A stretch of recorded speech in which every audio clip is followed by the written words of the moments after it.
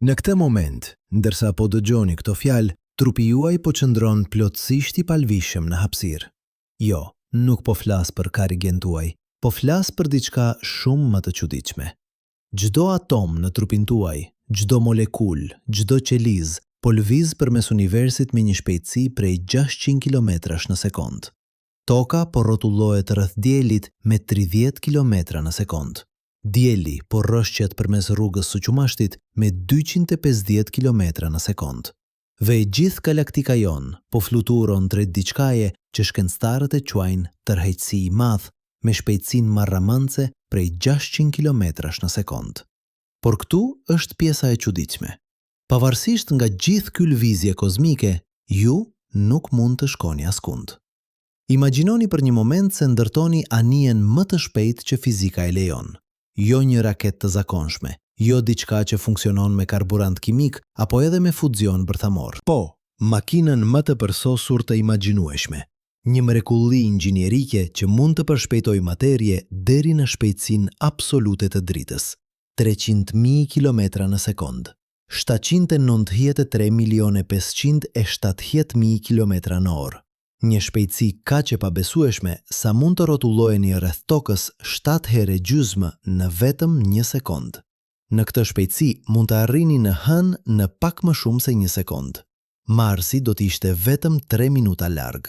Edhe Plutoni në skajin e sistemit ton diellor do të ishte vetëm 5 orë gjysmë udhëtim. Duket se keni pushtuar hapësirën, apo jo?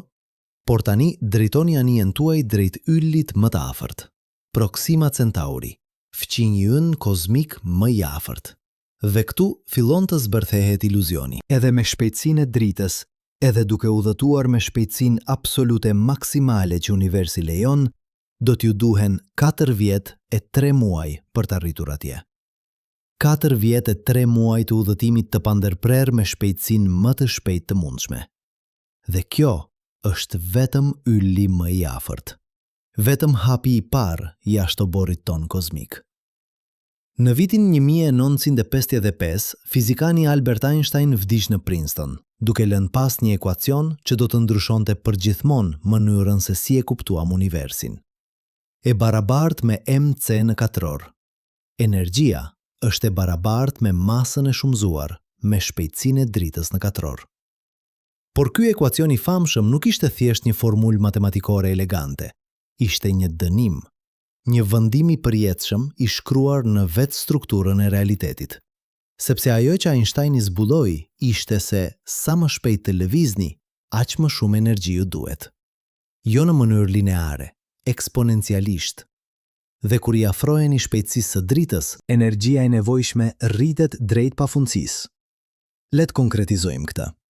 Imagjinoni se e po përpiqeni të përshpejtoni një anije hapësinore me peshën e një automjeti të zakonshëm rreth 2000 kg. Për ta quar atë në 1% të shpejtësisë së dritës, do t'ju duhej energjia e barabartë me të gjithë prodhimin vjetor të energjisë së Shteteve të Bashkuara. Për 10% të shpejtësisë së dritës, do t'ju duhej energjia e gjithë planetit për një vit të tërë. Dhe për 99% të shpejtësisë së dritës, masa e anijes do të bëhej kaq e madhe sa do t'ju duhej më shumë energji se sa ekziston në të gjithë sistemin ton diellor. Kjo nuk është thjesht një sfidë inxhinierike, është një mur I papërshkrueshëm I ndërtuar nga vetë ligjet e fizikës. Por le të supozojmë, vetëm për një moment, se gjejmë një mënyrë. Le të imagjinojmë se një qytetërim I avancuar, mijëra vjet përpara nesh, ka zbuluar një teknologji që ne as nuk mund ta imagjinojmë. Një mënyrë për të anashkaluar kufizimet e energjisë. Një mënyrë për të udhëtuar me shpejtësinë e dritës pa shkelur ligjet e fizikës. Çfarë do të mund të eksploronim atëherë? Sa larg do të mund të shkojmë? Përgjigja është shqetësuese në thjeshtësinë e saj. Edhe me shpejtësinë e dritës, edhe me teknologjinë më të përsosur të imagjinueshme, ne do të jemi të burgosur përgjithmonë në një fragment infinitezimal të universit. Sepse rruga e Qumështit, galaktika jon, është e gjerë 100.000 vjet drite. Kjo do të thotë se edhe nëse niseni sot me shpejtësinë e dritës, fëmijët e fëmijëve tuaj, 5.000 brezni në të ardhmen, ende nuk do të kenë arritur në anën tjetër të galaktikës son. Dhe kjo është vetëm shtëpia jonë. Vetëm një nga qindra miliarda galaktika në universin e dukshëm. Galaktika më e afërt me madhësitë e ngjashme me tonën është Andromeda, një spirale madhështore e dritës që përmban mbi 1 trilion yje. Në një natë të qartë, larg ndriçimit të qytetit, mund ta shihni atë si një njollë të dobët mjegullore në qel. Por ajo njollë e vogël mjegullore është në të vërtet 2.500.000 vjet dritë larg. Kjo do të thotë se drita që po shihni sonte u nis nga Andromeda kur paraardhësit tan hominid sapo po zbritnin nga pemat në Afrikë, kur gjuha ende nuk ishte shpikur, kur zjarri ishte një misteri frikshëm dhe i shenjtë. Tani imagjinoni se ndërtoni atë anije të përsosur hapësinore. Mbushni rezervuarët me karburant të pafund, vendosni brenda gjenerata të tëra njerëzish një qytetërim të tërë fluturues dhe niseni drejt Andromedës me shpejtësinë e dritës. Udhëtimi juaj do të zgjaste 2.500.000 vjet. Kur të arrini atje, nëse ndonjëherë arrini, toka që lan pas do të ishte e panjohshme. Kontinentet do të kishin lëvizur, specie të reja do të kishin evoluar dhe zhdukur. Qytetërime të tëra do të kishin lindur, lulëzuar dhe rënë në harres. Gjithçka që njihni, gjithçka që doni, gjithçka që jeni, do të ishte pluhur kozmik i harruar prej kohësh. Por këtu është pjesa që e bën këtë edhe më të tmerrshme. Andromeda është përjashtimi. Është një nga vetëm 3 galaktikat që po vinë drejt nesh. Të gjitha të tjerat, çdo galaktik tjetër në universin e dukshëm, po largohen. Jo sepse po lvizin përmes hapësirës, por sepse vetë hapësira po zgjerohet. Dhe sa më larg të jetë një galaktik, aq më shpejt po largohet. Në vitin 1929, astronomu amerikan Edwin Hubble bëri një zbulim që do të shkunte themelet e kozmologjisë. Duke përdorur teleskopet më të fuqishëm të kohës në observatorin Mount Wilson në Kaliforni, ai mati distancën dhe shpejtësinë e galaktikave të largta. Ajo që zbuloi ishte një model i qartë dhe i pamohueshëm. Sa më larg të ishte një galaktik, aq më shpejt po largohej nga ne. Jo sepse ne ishim në qendër të universit, por sepse vetë universi po zgjerohej, duke tërhequr çdo galaktik larg nga çdo galaktik tjetër. Kjo zgjerim nuk është si një shpërthim që shtyn gjërat përmes hapësirës ekzistuese. Është vetë hapësira që po krijohet, duke shtuar distancë të re midis çdo pike në univers. Imagjinoni një balon me pika të vizatuara në sipërfaqe. Ndërsa e fryjni balonin, pikat largohen nga njëra tjetra, jo sepse po lëvizin mbi sipërfaqen e balonit, por sepse vetë sipërfaqja po zgjerohet. Kjo është ajo që po i ndodh universit ton. Dhe sa më larg të jetë një galaktik, aq më shumë hapësirë ka midis nesh dhe saj, dhe aq më shpejt po krijohet hapësirë e re. Tani vjen pjesa që e bën udhëtimin ndërgalaktik jo thjesht të vështirë, por në shumicën e rasteve fizikisht të pamundur. Ekziston një distancë rreth 15 miliard vjet dritë larg, ku hapësira po zgjerohet më shpejt se shpejtësia e dritës. Po, keni dëgjuar sakt. Hapësira vetë po zgjerohet më shpejt se sa drita mund të udhëtojë përmes saj. Kjo nuk shkel relativitetin e Einsteinit, sepse asgjë nuk po lëviz përmes hapësirës më shpejt se drita. Por vetë hapësira nuk ka kufizim shpejtësie. Ajo mund të zgjerohet me çfarëdo shpejtësie që dëshiron. Kjo do të thotë se ekziston një horizont, një kufi absolut përtej të cilit ne nuk mund të shkojmë kurrë, pavarësisht se sa të shpejt udhtojmë. Galaktikat përtej këtij horizonti po largohen nga ne më shpejt se sa ne mund t'i arrijmë ndonjëherë, edhe nëse udhtonim me shpejtësinë e dritës për përgjithmonë. Drita e tyre ende mund të na arrijë, sepse u nis kur universi ishte më i vogël dhe zgjerimi më i ngadaltë, por ne nuk mund t'i arrijmë ato kurrë. Ato janë përtej horizontit ton kozmik, të humbura përgjithmonë në zgjerimin e pafund të hapësirës. Le të konkretizojmë këtë me një shembull. Galaktika e Trekëndëshit, e njohur gjithashtu si Messier 33, është rreth 3 milion vjet dritë larg. Është anëtare grupit lokal, familjes son të vogël galaktike që përfshin rrugën e Qumështit, Andromedën dhe rreth 50 galaktika më të vogla. Brenda këtij grupi, graviteti është ende mjaft i fortë për të mbajtur gjërat së bashku kundër zgjerimit të universit. Por përtej grupit lokal, përtej disa milion vjetëve dritë, zgjerimi fillon të dominojë. Konsideroni grupin e Virgjëreshës, grumbullin më i afërt i madh i galaktikave, rreth 55 milion vjet dritë e larg.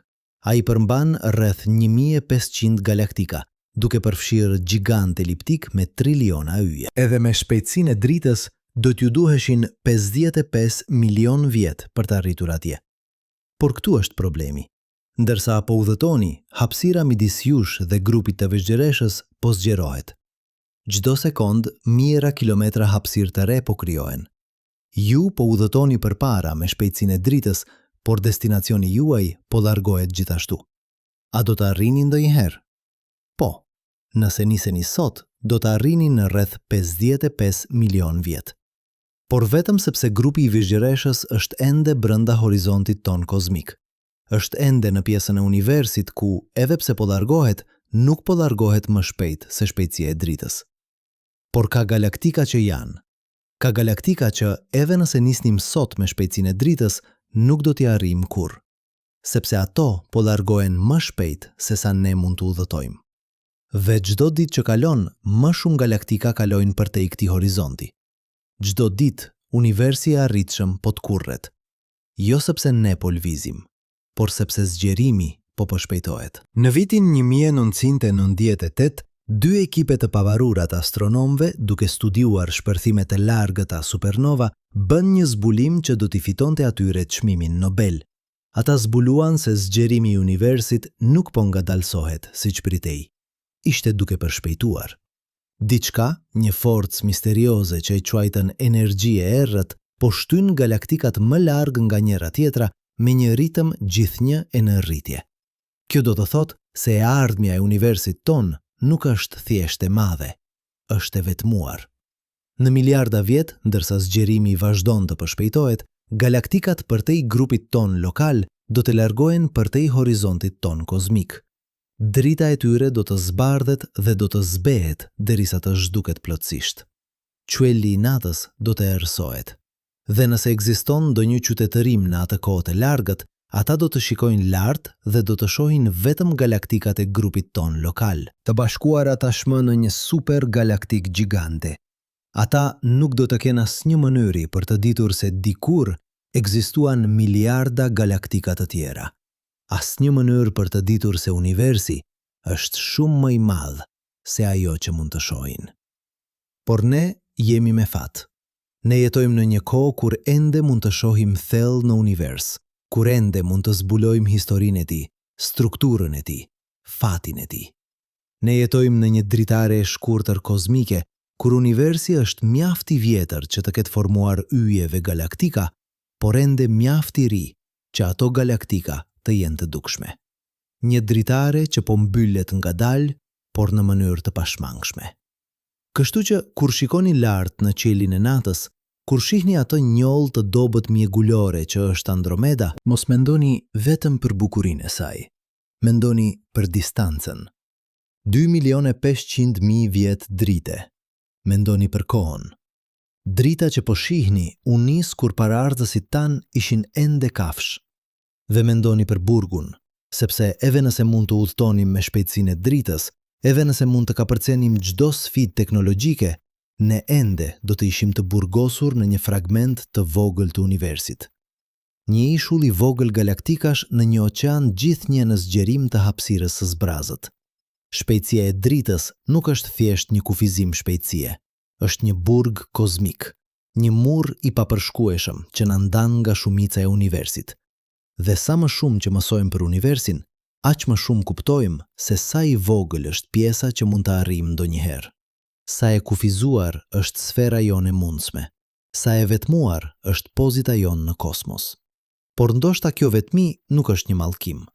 Ndoshta është një thirrje, një kujtesë se kjo planet e vogël blu, ky ishull i vogël jete në shkretirën kozmike, është e gjitha që kemi. Dhe ndoshta, në vend që të ndërrojmë për të ardhur në yje të largëta që nuk do t'i arrijmë kurrë, duhet të fokusohemi në mbrojtjen e shtëpisë që kemi, sepse në një univers kaq i madh, kaq i ftohtë, kaq i zbrazët, jeta është një mrekulli e rrallë dhe e çmuar. Dhe ne jemi me fat të jashtëzakonshëm që ta përjetojmë ata. Por le të ndalemi për një moment. Le të kthehemi në ata anije të përsosur hapësinore që imagjinuam më herët. Ajo makinë mrekullueshme që mund të udhëtojë me shpejtësinë e dritës, sepse ka diçka që ende nuk kemi diskutuar. Diçka që e bën udhëtimin kozmik jo thjesht të pamundur në praktik, por të tmerrshëm në mënyrë fundamentale. Koha vet. Në vitin 1905, Albert Einstein publikoi një artikull që do të shkatërronte konceptin ton të kohës absolut. Teoria e relativitetit të veçantë zbudoi se koha nuk është një lum universal që rrjedh me të njëjtën shpejtësi për të gjithë. Koha është relative. Ajo ngadalsohet kur lëvizni më shpejt, dhe sa më afër shpejtësisë së dritës që shkoni, aq më ngadal kalon koha për ju krahasuar me pjesën tjetër të universit. Imagjinoni se hyni në atë anije hapësinore dhe niseni drejt Proxima Centauri me 99% të shpejtësisë së dritës. Për ju, brenda anijes, udhëtimi mund të ndihet sikur zgjat vetëm disa muaj. Orët tuaja po funksionojnë normalisht, zemra juaj po rreh normalisht, mendjet tuaja po përpunojnë normalisht. Por në tokë, 4 vjet e gjysmë kanë kaluar. Miqtë tuaj kanë plakur, fëmijët tuaj kanë rritur, bota ka vazhduar pa ju. Tani imagjinoni një udhëtim më të gjatë, qendra e rrugës së Qumashtit, 25.000 vjet dritë e larg. Nëse udhëtoni me 99.99% të shpejtësisë së dritës, për ju udhëtimi mund të zgjas vetëm disa vjet. Por kur të ktheheni në tokë, 50.000 vjet do të kenë kaluar. Çdo gjë që njihni do të jetë zhdukur. Çdo gjurmë me qytetërimit tuaj do të jetë gërryer nga koha. Gjuha që flisni nuk do të ekzistojë më. Speciet që njihni do të jenë evoluar në forma të panjohura. Ju do të jeni një udhëtar kohor, i hedhur në një të ardhme të largët, ku jeni një relikt i harruar i një epoke të vdekur. Ky është paradoksi i udhëtimit kozmik. Sa më shpejt të shkoni, sa më larg të udhëtoni, aq më shumë e humbisni shtëpinë tuaj. Jo në hapësirë, por në kohë. Çdo udhëtim ndërgalaktik do të ishte një udhëtim me një drejtim përmes kohës, një largim i përjetshëm nga çdo gjë që njihni, një vdekje e llojit të vet. Por le të supozojmë se jeni të gatshëm të paguani këtë çmim. Le të supozojmë se jeni të gatshëm të braktisni të gjithë dhe gjithçka për të eksploruar yjet. Ekziston ende një problem tjetër. Një problem që e bën udhëtimin hapësinor jo thjesht të vështirë, por vdekjeprurës në mënyrën më të drejtë për drejtë të mundshme. Hapësira nuk është e zbrazët. Kur shikojmë hapësirën ndërmjet yjeve, e shohim atë si një vakum të përsosur, një asgjë absolute. Por kjo është një iluzion, i krijuar nga distancat e mëdha. Në të vërtetë, hapësira ndërjore është plot me materie, atome të shpërndara të hidrogenit dhe heliumit, pluhur kozmik. Rrezatim. Jo shumë me standarde toksore. Mesatarisht ekziston vetëm një atom për çdo centimetër kub të hapësirës. Por kur po udhëtoni me shpejtësinë e dritës, edhe ajo, densiteti ullet, bëhet një armë vdekjeprurse. Le të bëjmë matematikën. Nëse po udhëtoni me shpejtësinë e dritës, 300.000 km në sekond, çdo atom që goditni do të ketë një energji kinetike të barabartë me një plumb që lëviz me shpejtësi të lartë. Tani imagjinoni se po goditeni nga triliona të tillë plumbash çdo sekond, sepse kjo është ajo që do të ndodhte. Çdo atom i hidrogenit në hapësirë do të bëhej një projektil relativist, duke bombarduar anijen tuaj me një forcë të pabesueshme. Rrezatimi do të ishte edhe më i keq. Ndërsa lëvizni përmes hapësirës me shpejtësi afër dritës, rrezatimi i zakonshëm i sfondit kozmik, ato mikroval të dobëta që mbeten nga Big Bangu, do të ngjeshej në rrezatim gama me energji të lartë. Drita e yjeve përpara jush do të ngjeshej në rreze gjys vdekjeprurse. Dhe çdo grimcë e rrezatimit që godet anijen tuaj do të krijonte një shi grimcash sekondare që do të depërtonin përmes çdo mburoje që mund të ndërtoni. Në vitin 2007, fizikanët William Edelstein, Charles Oman dhe Ralph Rader publikuan një studim që llogariste dozën e rrezatimit që do të merrte një ekuipazh gjatë një udhëtimi me shpejtësi të lartë. Rezultatet ishin shqetësuese. Edhe me mbrojtje të avancuar, edhe me teknologji që ne as nuk mund ta imagjinojmë, doza e rrezatimit do të ishte vdekjeprurëse brenda ditëve. Trupi juaj do të shkatërrohej në nivel celular. ADN-ja juaj do të coptohej. Organet tuaja do të dështonin. Ju do të vdisnit një vdekje të ngadalt dhe të dhimbshme, ndërsa qelizat tuaja shpërbëheshin rreth jush. Dhe kjo është duke supozuar se mund të mbijetoni përshpejtimin, sepse për të arritur shpejtësinë e dritës do t'ju duhej të përshpejtonit, dhe çdo përshpejtim krijon forcë. Nëse përshpejtonit shumë shpejt, forcat do t'ju shtypin në një llaç. Nëse përshpejtonit ngadal, do t'ju duheshin dekada vetëm për të arritur shpejtësinë e udhëtimit. Dekada të udhëtimit të pandërprer, duke djegur sasi të pabesueshme karburanti, duke u larguar gjithnjë e më shumë nga shtëpia. Le të konkretizojmë këtë me një shembull. Supozoni se dëshironi të përshpejtoni me një forcë të barabartë me gravitetin e tokës. 1G. Kjo do të ndjehej si të qëndronit në tokë, kështu që do t'ishte e rehatshme për ekuipazhin.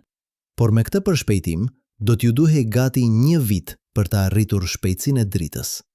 1 vit i tërë i përshpejtimit të pandërprer. Dhe pastaj, kur të arrini destinacionin tuaj, do t'ju duhej 1 vit tjetër për të ngadalsuar.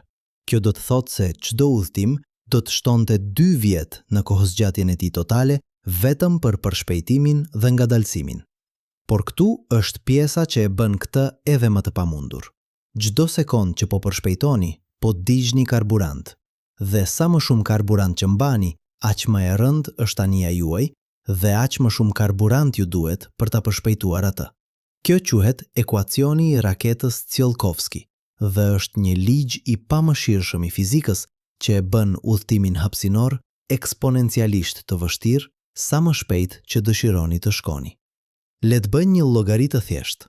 Supozoni se dëshironi të dërgoni një ngarkesë të vogël, vetëm 1 kilogram, në Proxima Centauri me shpejtësinë e dritës, duke përdorur një raketë me fuzion bërthamor, teknologjinë më të mirë që mund t'imagjinojmë realisht. Për çdo kilogram ngarkesë, do t'ju duheshin rreth 100 milion kilogram karburant. Kjo është raporti. 100 milion me 1. Dhe kjo është duke supozuar efikasitet të përsosur, asnjë humbje, asnjë mbeturin. Në realitet do t'ishte shumë më keq. Tani imagjinoni se dëshironi të dërgoni një anije me ekuipazh, jo vetëm 1 kilogram, por mijëra ton. Sisteme mbështetëse jete, mbrojtje nga rrezatimi, motor, karburant për të ngadalsuar në destinacion, karburant për t'u kthyer. Sasia e karburantit të nevojshëm do t'ishte më e madhe se masa e të gjithë planetit Tokë, dhe kjo është vetëm për një udhëtim në yllin më të afërt. Vetëm për një udhëtim 4 vjeçar. Por le të supozojmë edhe një herë se gjejmë një mënyrë. Le të imagjinojmë një teknologji që ne as nuk mund ta konceptojmë, një motor që nuk ka nevojë për karburant, një mbrojtje që mund të ndalojë çdo rrezatim, një mënyrë për të mbrojtur ekuipazhin nga forcat e përshpejtimit. Edhe atëherë, edhe me teknologji magjike, ne do të përbalemi me një problem tjetër, një problem që nuk ka të bëjë me fizikën, por me biologjin. Koha. Një udhëtim në qendrën e galaktikës Son, edhe me shpejtësinë e dritës, do të zgjaste 25.000 vjet nga perspektiva e Tokës. Por edhe nëse koha ngadalsohet për ekuipazhin, edhe nëse udhëtimi ndihet sikur zgjat vetëm disa vjet për ta, ata ende do të duhet të mbijetojnë atë kohë. Ata do të duhet të hanë, të pinë, të marrin frymë, të qëndrojnë të shëndetshëm. Dhe nëse diçka shkon keq, nëse një sistem dështon, nëse një sëmundje shpërthen, nuk ka asnjë ndihmë. Ata janë vetëm në errësirën e hapësirës, vite drite larg nga çdo ndihmë e mundshme. Dhe pastaj është çështja e destinacionit. Kur arrini në një yll të largët, çfarë do të gjeni? Ndoshta një sistem planetar, ndoshta një botë e banueshme, por më shumë gjasa do të gjeni shkëmbinj të pajet, gaz helmatik, rrezatim vdekjeprurës. Shumica e yjeve nuk kanë planete të banueshme. Shumica e planeteve nuk janë si Toka. Dhe edhe nëse gjeni një botë që duket e përshtatshme, ajo mund të jetë plot me mikrobe të huaj që sistemi juaj imunitar nuk mund t'i njohë. Ose mund të jetë sterile, një shkretëtirë e ftohtë ku asgjë nuk mund të rritet. Kjo është realiteti i udhëtimit ndërhyjor. Nuk është si në filmat e shkencës fantastike, ku anija fluturon nga një il në tjetrin në disa ditë, ku çdo planet ka atmosferë të frymëzueshme dhe gravitet të përshtatshëm. Realiteti është shumë më i ashpër, shumë më i vetmuar, shumë më i frikshëm. Por ndoshta nuk ka nevojë të dërgojmë njerëz. Ndoshta mund të dërgojmë makina. Sonda robotike që nuk kanë nevojë për ajër apo ushqim apo ujë, që mund të mbijetojnë për shekuj në hapësirën e ftohtë, që mund të eksplorojnë dhe të raportojnë mbrapsht. Kjo është një ide që shkencëtarët e kanë diskutuar për dekada. Sonda von Neumann, të quajtura sipas matematikanit John von Neumann, që mund të udhtojnë në një ilë, të përdorin burimet atje për të ndërtuar kopje të vetes dhe pastaj të dërgojnë ato kopje në yje të tjerë. Në teorinë, një qytetërim mund të dërgojë vetëm një sondë të tillë dhe brenda disa milion vjetësh, pasardhësit e saj do të kishin eksploruar të gjithë galaktikën. Çdo ilë do të vizitohej, çdo planet do të skanohej. Të gjitha të dhënat do të dërgoheshin mbrapsht në botën amtare. Një eksplorimi i plotë i rrugës së Qumështit pa rrezikuar asnjë jetë të vetme. Por edhe kjo ka problemet e saj. Së pari është çështja e komunikimit. Sinjalet radio udhëtojnë me shpejtësinë e dritës, që do të thotë se një mesazh nga një sondë në anën tjetër të galaktikës do të merrte 100.000 vjet për të kthyer. Deri atëherë, qytetërimi që e dërgoi sondën mund të jetë zhdukur prej kohësh, dhe çdo përgjigje, çdo udhëzim i ri do të merrte edhe 100.000 vjet për të kthyer. Kjo nuk është një bisedë, është një letër e hedhur në një shishe në një oqean kozmik, me shpresën se dikush, diku, dikur do ta gjejë atë. Dhe pastaj është çështja e vetë replikimit. Një makinë që mund të ndërtojë kopje të vetes është një makinë që mund të dalë jashtë kontrollit. Çfarë ndodh nëse një gabim ndodh në procesin e kopjimit? Çfarë ndodh nëse një sondë fillon të ndërtojë kopje të gabuara, që pastaj ndërtojnë kopje edhe më të gabuara? Brenda disa gjeneratave mund të keni një galaktik plot me makina të çmendura që konsumojnë çdo burim që gjejnë, duke shndërruar yje dhe planete në më shumë kopje të vetes. Një skenar i njohur si laçi gri, ku vetë replikuesit jashtë kontrollit konsumojnë gjithçka. Kjo është arsyeja pse disa shkencëtarë argumentojnë se nuk duhet të dërgojmë kurrë sonda vetë replikuese. Rreziku është shumë i madh, pasojat shumë të tmerrshme. Dhe ndoshta kjo është arsyeja pse nuk kemi parë asnjë provë të qytetërimeve të huaja. Ndoshta çdo qytetërim inteligjent arrin në të njëjtën përfundim. Që udhëtimi ndërjor është shumë i rrezikshëm, shumë i kushtueshëm, shumë i ngadaltë për t'ia vlejtur. Që është më mirë të qëndrosh në shtëpi, të mbrosh planetin tënd dhe të dëgjosh në vend të flasësh. Por le të kthehemi në pyetjen origjinale. Burgun kozmik, horizontin që po të kurret. Sepse ka diçka edhe më të tmerrshme se vështirësitë teknike të udhëtimit hapësinor.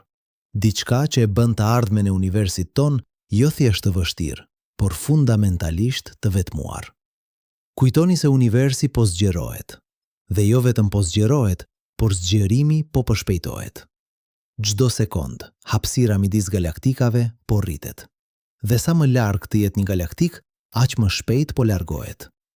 Tani imagjinoni të ardhmen, jo të ardhmen e afërt, por të ardhmen e largët.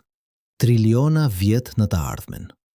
Në atë kohë, zgjerimi do të ketë përshpejtuar aq shumë sa çdo galaktik përtej grupit ton lokal do të jetë lëvizur përtej horizontit ton kozmik. Drita e tyre nuk do të na arrijë më. Ato do të jenë të humbura përgjithmonë, të fshira nga universi i dukshëm. Dhe nëse ekziston ndonjë qytetërim në atë kohë, nëse ekziston dikush që shikon lart në qiellin e natës, ata do të shohin vetëm errësirë, vetëm galaktikat e grupit ton lokal, të bashkuara tashmë në një supergalaktik gjigante nga forcat e gravitetit. Ata nuk do të kenë asnjë mënyrë për të ditur se dikur ekzistuan miliarda galaktika të tjera. Asnjë mënyrë për të ditur se universi është shumë më i madh se ajo që mund të shohin. Ata do të jetojnë në një univers që duket i vogël, i kufizuar, i vetmuar. Dhe nëse ata zhvillojnë shkencë, nëse ata zbulojnë ligjet e fizikës, ata do të arrijnë në përfundime të gabuara. Ata do të mendojnë se universi i tyre është gjithçka që ekziston.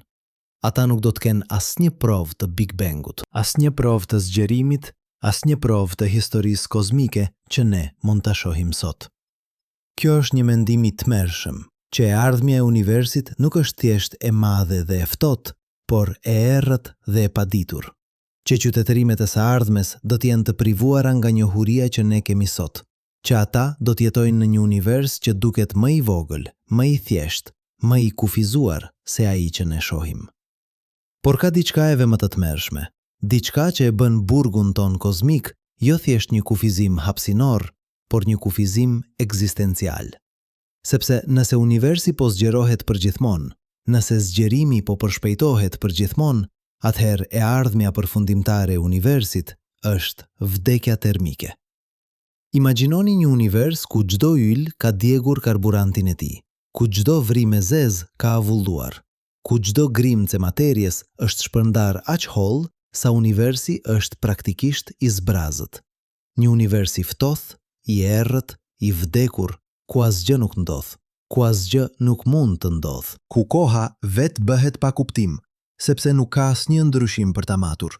Kjo është fati përfundimtar i universit ton, sipas të gjitha provave që kemi. Jo një big crunch ku universi bie mbrapsht në vetvete, jo një cikel i përjetshëm i rindezjes dhe rënjes, por një zgjerim i përjetshëm në errësirë dhe ftohtësi dhe asgjë. Një vdekje nga dalltë termike, ku entropia rritet derisa asgjë organizuar nuk mund të ekzistojë më. Dhe kjo nuk është në një të ardhme të largët imagjinare. Kjo është fati i pashmangshëm i shkruar në ligjet e termodinamikës. Ligje që ne i kemi testuar dhe verifikuar përsëri e përsëri. Ligje që nuk kanë asnjë përjashtim të njohur. Por çfarë nëse po e shikojmë këtë gabim? Çfarë nëse shpejtësia e dritës nuk është një kufizim absolut, por thjesht një kufizim i mënyrës sonte të menduarit, sepse ka diçka të çuditshme në vetë natyrën e kufizimit. Diçka që shkencëtarët kanë vënë re për dekada, por që shumica e njerëzve nuk e kuptojnë plotësisht. Shpejtësia e dritës nuk është thjesht një numër i rastësishëm që universi zgjodhi.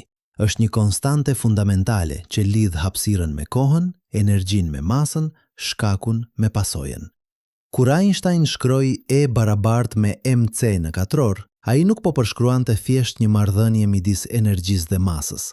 Ai po zbulonte se hapësira dhe koha janë të thurura së bashku në një strukturë të vetme që ne e quajmë hapësirë-kohë. Dhe shpejtësia e dritës është shpejtësia me të cilën shkaku dhe pasoja mund të përhapen përmes kësaj strukture. Le të konkretizojmë këtë. Kur prekni një sipërfaqe të nxehtë, ndjeni dhimbje, por nuk e ndjeni atë menjëherë. Ka një vonesë të vogël, të pamatur, ndërsa sinjali nervor udhton nga gishti juaj në trurin tuaj. Tani imagjinoni të njëjtën gjë në shkallë kozmike. Kur një yll shpërthen në një supernova në anën tjetër të galaktikës, ne nuk e shohim atë menjëherë. E shohim 25.000 vjet më vonë, kur drita më në fund arrin tek ne. Por këtu është pjesa e çuditshme. Nga perspektiva e universit, nga perspektiva e hapësirë-kohës vet, shpërthimi dhe vëzhgjimi ynë janë të lidhur. Ato janë pjesë e të njëjtit ngjarje kauzale. Kjo do të thotë se shpejtësia e dritës nuk është thjesht një kufizim shpejtësie. Është shpejtësia e vetë shkaksisë. Është shpejtësia me të cilën informacioni, ndikimi, shkaku mund të përhapet përmes universit. Dhe nëse mund të udhëtonit më shpejt se drita, nuk do t'ishit thjesht duke udhëtuar përmes hapësirës. Do t'ishit duke udhëtuar mbrapsht në kohë.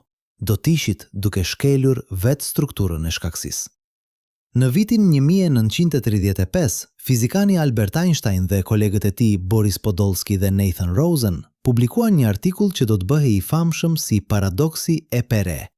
Ata argumentuan se mekanika kuantike, teoria që përshkruan sjelljen e grimcave në shkallë atomike, dukej se lejonte diçka të çuditshme. Dy grimca mund të jenë të ndërthurura, të lidhura në një mënyrë të tillë që matja e njërës ndikon menjëherë në tjetrën, pavarësisht se sa larg janë. Einstein e quajti këtë veprim i frikshëm në distancë dhe argumentoi se duhej të ishte e gabuar, sepse nëse informacioni mund të udhtojë menjëherë midis grimcave të ndërthurura, atëherë ai do të udhtonte më shpejt se drita, duke shkelur relativitetin. Por eksperimentet që nga atëherë kanë treguar se Einstein kishte të drejtë për ndërthurjen, por gabim për implikimet. Grimcat e ndërthurura vërtet ndikojnë njëra tjetrën menjëherë, pavarësisht nga distanca. Por ky ndikim nuk mund të përdoret për të transmetuar informacion. Nuk mund ta përdorni për të dërguar një mesazh më shpejt se drita. Është sikur universi ka një rregull të koduar në strukturën e tij. Ndërthurja kuantike ekziston, por shkakësia ende respekton kufirin e shpejtësisë së dritës. Pse? Pse universi lejon ndërthurjen, por jo komunikimin më të shpejtë se drita? Kjo është një nga pyetjet më të thella në fizik, dhe përgjigja mund të qëndrojë në vetë natyrën e informacionit. Sepse informacioni nuk është thjesht të dhëna, është diçka që mund të përdoret për të bërë zgjedhje, për të ndikuar në rezultate, për të ndryshuar të ardhmen. Dhe nëse informacioni mund të udhëtonte më shpejt se drita, atëherë shkaku dhe pasoja do të mund të përzihen. Do të mund të merrni një përgjigje para se të bëni pyetjen. Do të mund të ndryshoni të kaluarën bazuar në të ardhmen. Vetë struktura e realitetit do të shpërbëhej. Por le të supozojmë vetëm për një moment se ka një mënyrë për ta anashkalluar këtë. Jo duke udhëtuar më shpejt se drita përmes hapësirës, por duke anashkalluar hapësirën tërësisht. Kjo është ideja pas asaj që shkencëtarët e quajnë një vrim krimi ose një motor Alcubierre. Imagjinoni se hapësira vetë është si një copë pëllhure. Normalisht për të shkuar nga një pikë në tjetrën, duhet të udhtoni përmes pëllhurës. Por çfarë nëse mund ta palosni pëllhurën? Çfarë nëse mund të sëni dy pika të largëta së bashku duke palosur vetë hapësirën? Atëhere mund të hyni nga njëra pikë në tjetrën pa udhëtuar fare përmes distancës ndërmjet tyre. Kjo është ideja themelore e një vrim krimi, një tunel përmes hapësirë kohës që lidh dy pika të largëta. Në vitin 1935, fizikani Albert Einstein dhe Nathan Rosen zbuluan se ekuacionet e relativitetit të përgjithshëm lejojnë ekzistencën e këtyre tuneleve.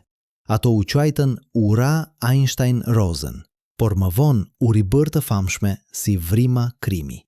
Në teorinë, nëse mund të gjeni ose të krijoni një vrim krimi, mund ta përdorni atë për të udhëtuar midis yjeve në një qast. Jo duke udhëtuar më shpejt se drita, por duke shkurtuar rrugën. Por këtu është problemi. Çdo vrim krimi që mund të kaloni përmes saj, do të kërkonte diçka që quhet materie me energji negative. Jo thjesht energji e ulët, jo thjesht mungesa e energjisë, por energji që është më pak se asgjë. Energji që shtyn në vend që të tërheqë. Dhe sa më e madhe të jetë vrima krimi, aq më shumë materie me energji negative ju duhet. A ekziston materia me energji negative? Në shkallë kuantike, po. Ka një fenomen të quajtur efekti Casimir, ku dy plaka metalike të vendosura shumë afër njëra tjetrës në vakum përjetojnë një forcë tërheqëse të vogël. Kjo forcë vjen nga fakti se vakumi midis plakave ka më pak energji se vakumi jashtë tyre. Në një kuptim, hapësira midis plakave ka energji negative, por sasia e energjisë negative të prodhuar nga efekti Casimir është e vogël në mënyrë të pabesueshme. Për të mbajtur hapur një vrim krimi, mjaft të madhe për një person të kalojë përmes saj, do t'ju duhej energji negative e barabartë me mas energjinë e një ylli. Dhe ne nuk kemi asnjë ide se si të prodhojmë ose të manipulojmë sasi të tilla të mëdha të energjisë negative. Është teorikisht e mundur, por praktikisht përtej çdo gjëje që mund të imagjinojmë. Dhe pastaj është problemi i stabilitetit. Edhe nëse mund të krijoni një vrim krimi, ajo do të ishte e paqëndrueshme në mënyrë të jashtëzakonshme. Çdo grimc që kalon përmes saj, çdo foton drite, do të krijonte një reagim që do të bënte që vrima krimi të shpërthej. Është si të përpiqesh të mbash hapur një tunel në rër. Sa më shumë që e përdor, aq më shpejt rrëzohet. Por le të supozojmë se gjejmë një mënyrë. Le të imagjinojmë se një qytetërim i avancuar, miliona vjet përpara nesh, ka mësuar se si të krijojë dhe të stabilizojë vrima krimi. Çfarë do të thotë kjo për burgun ton kozmik? A do të ishim të lirë? Jo, sepse ka një problem tjetër, më fundamental. Edhe nëse mund të krijoni një vrim krimi, nuk mund ta përdorni atë për të udhëtuar në vende ku nuk keni qenë tashmë. Një vrim krimi lidh dy pika në hapësirë kohë, por për të krijuar atë lidhje, duhet të vendosni njërin anë të vrimës krimi në destinacion, që do të thotë se dikush duhet të udhëtojë atje më parë, me mënyra konvencionale, duke marrë me vete njërin anë të vrimës krimi. Kjo do të thotë se vrima krimi nuk janë një shkurtesë për eksplorimin filestar. Ato janë një mënyrë për të mbajtur hapur rrugët që tashmë keni hapur. Nëse dëshironi një vrim krimi në Proxima Centauri, dikush duhet të udhëtojë atje më parë, një udhëtim 4 vjeçar me shpejtësinë e dritës. Dhe vetëm atëherë, vetëm pasi të kenë arritur dhe të kenë vendosur njërën anë të vrimës krimi, mund të përdorni atë për udhëtime të menjëhershme. Ky e bën vrima krimi të dobishme për një qytetërim që tashmë ka kolonizuar yjet. Por nuk e zgjithin problemin fijestar, nuk e thyen burgun. Ato thjesht e bëjnë burgun pak më të rehatshëm, pasi tashmë jeni brenda tij. Dhe pastaj është ideja e motorit Alcubierre. Në vitin 1994, fizikani meksikan Miguel Alcubierre propozoi një zgjidhje teorike për ekuacionet e Einsteinit që do të lejonte një anije hapësinore të udhëtojë më shpejt se drita pa shkelur relativitetin. Ideja është se anija nuk do të lëvizte fare përmes hapësirës. Në vend të kësaj, do të krijonte një flusk hapësirë kohe rreth vetes. Hapësira përpara anijes do të tkurte, ndërsa hapësira pas saj do të zgjerohej. Anija do të qëndronte e palvizhme brenda fluskës, por fluska vet do të lëvizte përmes universit me çfarëdo shpejtësie që dëshironi. Është një ide elegante. Dhe matematika funksionon, në kuptimin që nuk shkel asnjë ligj të njohur të fizikës. Por ka një problem. Për të krijuar një flusk Alcubierre, do t'ju duhej edhe një herë materie me energji negative, sasi të mëdha të saj. Dhe jo vetëm kaq, por do t'ju duhej ta shpërndani atë në një mënyrë shumë specifike rreth anijes. Dhe pastaj është problemi i kontrollit. Kur jeni brenda fluskës, jeni i shkëputur nga universi jashtë. Nuk mund të dërgoni sinjale jashtë, nuk mund të drejtoni, nuk mund të ndaloni. Është si të jesh brenda një makine që nuk ka timon, fren apo dritare. Dhe ka një problem edhe më të keq. Kur fluska lëviz përmes hapësirës, ajo grumbullon në rrezatim. Fotonet që godasin pjesën e përparme të fluskës nuk mund të kalojnë përmes saj, kështu që ato grumbullohen në skaj. Dhe kur më në fund ndaloni, kur shpërbëni fluskën, të gjitha i rrezatimi grumbulluar lirohet në një shpërthim të vetëm të përqendruar. Një shpërthim kaq i fuqishëm sa do të zhduk çdo gjë përpara jush. Çdo planet, çdo yll, çdo gjë në rrugën e rrezeve. Kjo do të thotë se një motor Alcubierre nuk do të ishte thjesht një mjet transporti. Do të ishte një armë.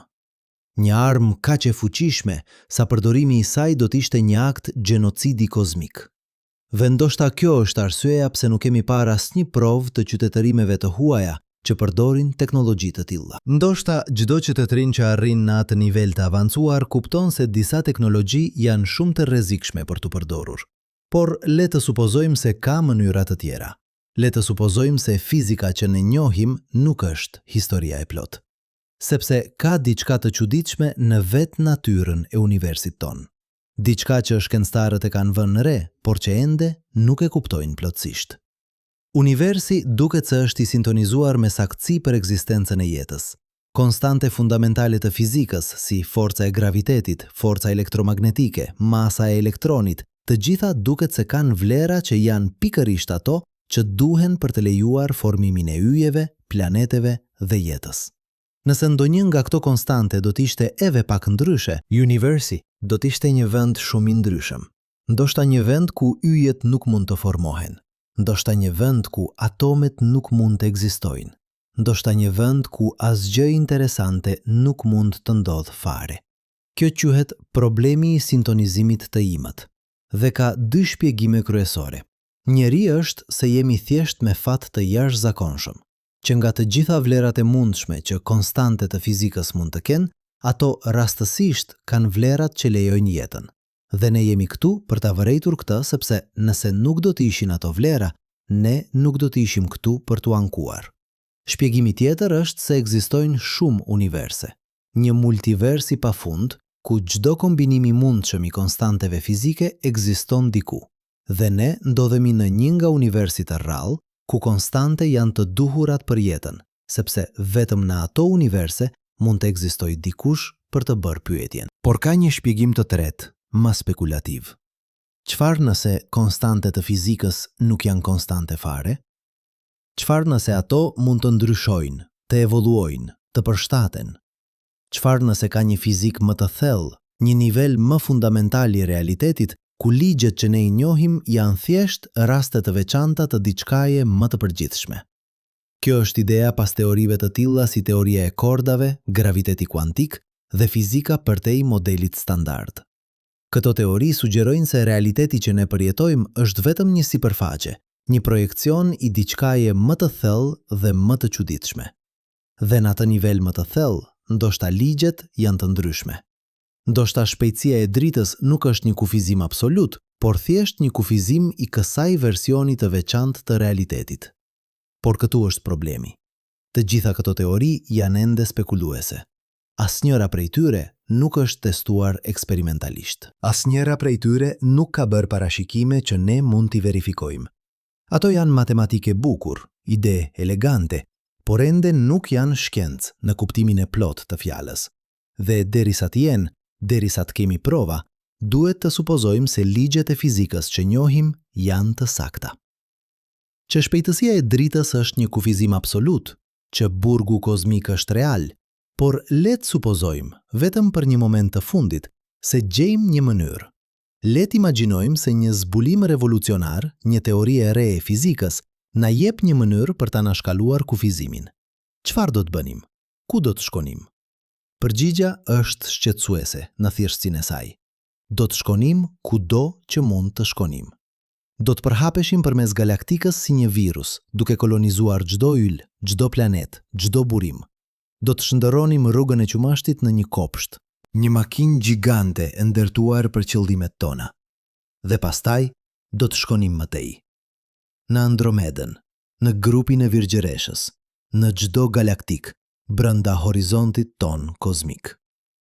Por këtu është pjesa që duhet të na bëjë të ndalemi. Nëse ne mund ta bëjmë këtë, nëse është e mundur, atëherë pse nuk e ka bërë dikush tjetër tashmë? Rruga e qumashtit është e vjetër, 10 miliard vjet. Ka pasur kohë të mjaftueshme për qindra miliona qytetërime të lindin, të evoluojnë, të zhvillohen.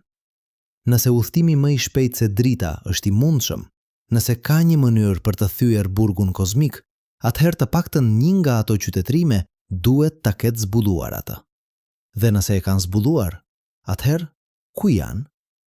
Pse nuk i shohim gjurmët e tyre kudo? Pse qielli i natës nuk është plot me anij hapësinore, me stacione orbitale, me megastruktura që rrethojnë yjet? Kjo quhet paradoksi i Fermi, i quajtur sipas fizikanit Enrico Fermi, i cili në vitin 1950 pyeti kolegët e tij në drek: ku janë të gjithë? Nëse jeta inteligjente është e zakonshme, nëse udhëtimi ndërhyjor është i mundshëm, atëherë galaktika duhet të ishte kolonizuar prej kohësh. Por ne nuk shohim asnjë provë të kësaj, asnjë sinjal radio, asnjë sondë robotike, asnjë megastrukturë. Asgjë. Ka shumë shpjegime të mundshme. Ndoshta jeta inteligjente është jashtëzakonisht e rrallë. Ndoshta qytetërimet shkatërrojnë veten para se të arrijnë në yje. Ndoshta ka një filtr të madh, një sfidë ekzistenciale që shumica e qytetërimeve nuk e kalojnë. Ndoshta qytetërimet e avancuara zgjedhin të mos zgjerohen, të mos kolonizojnë, të qëndrojnë në shtëpi dhe të jetojnë në harmoni me planetin e tyre. Ose ndoshta, vetëm ndoshta, burgu kozmik është real. Ndoshta shpejtësia e dritës është një kufizim absolut që asnjë teknologji nuk mund ta kapërcejë. Ndoshta çdo qytetërim, pavarësisht se sa i avancuar, përfundimisht arrin në të njëjtën përfundim që ne po arrim tani, që universi është shumë i madh, shumë i shpërndar, shumë i zgjeruar për të eksploruar ndonjëherë plotësisht. Që ne jemi të burgosur, jo nga mungesa e teknologjisë, por nga vetë struktura e realitetit. Dhe nëse kjo është e vërtet, nëse burgu është real dhe i pathieshëm, atëherë çfarë do të thotë kjo për ne? Çfarë do të thotë për qëllimin ton, për të ardhmen ton, për vendin ton në kosmos? Ndoshta do të thotë se duhet të ndalojmë së ndërruari për yjet e largëta dhe të fillojmë të kujdesemi për shtëpinë që kemi. Ndoshta do të thotë se toka, ky planeti vogël blu, nuk është një piknisje për një perandori kozmike, por një oazë i rrallë dhe i çmuar në një shkretir të pafund. Ndoshta do thotë se në vend që të përpiqemi të arrijmë në çdo cep të universit, duhet të përpiqemi të krijojmë diçka të bukur, diçka domethënëse, diçka që ja vlen këtu, në këtë vend të vetëm që mund ta quajmë shtëpi. Sepse në fund, ndoshta burgu kozmik nuk është një dënim. Ndoshta është një dhuratë. Një kujtesë se jeta është e rrallë, se koha është e shkurtër, se çdo moment që kemi është i çmuar përtej çdo mase. Dhe ndoshta, në vend që të shikojmë lart në yjet me dëshpërim, duhet të shikojmë përreth nesh me mirënjohje, sepse ne jemi këtu, tani, në këtë moment të pabesueshëm kozmik. Dhe kjo, në vetvete, është një mrekulli. Por historia nuk mbaron këtu, sepse ka ende një pyetje që nuk e kemi bërë. Një pyetje që shkon në zemër të asaj që do të thotë të jesh njeri, të jesh i vetëdijshëm, të jesh i gjallë në një univers që duket i dizajnuar për të na mbajtur të vetmuar. Dhe kjo pyetje është: pse? Pse universi është i ndërtuar kështu? Pse ekziston një kufizim absolut që na ndan nga shumica e realitetit? Çfarë do të thotë kjo për natyrën e ekzistencës vet? Dhe tani duhet të flasim për diçka që shumica e shkencëtarëve nuk duan ta pranojnë. Diçka që shkon kundër çdo instinkti që kemi si specie, eksplorimi. Sepse ka një mundësi e reale dhe e frikshme që ne tashmë kemi arritur në kufrin absolut të asaj që mund të dim për universin. Jo sepse na mungon inteligjenca, jo sepse na mungon teknologjia, por sepse vet universi ka vendosur kufi që asnjë sasi inteligjence apo teknologjie nuk mund t'i kapërcej. Le të kthehemi në atë horizontin kozmik që diskutuam më herët, ai kufi i largët, rreth 15 miliard vjet dritë larg, përtej të cilit hapësira po zgjerohet më shpejt se shpejtësia e dritës. Por këtu është pjesa që shumica e njerëzve nuk e kuptojnë. Ky horizont nuk është vetëm një kufizim praktik, është një kufizim fundamental i informacionit. Çdo gjë përtej atij horizonti është, në kuptimin më të plotë të fjalës, e panjohshme. Jo e vështirë për t'u njohur, jo e lardhët për t'u njohur, por fundamentalisht, përgjithmonë, absolutisht e panjohshme. Imagjinoni se jeni në një dhomë pa dritare. Muri i dhomës po largohet nga ju me shpejtësinë e dritës.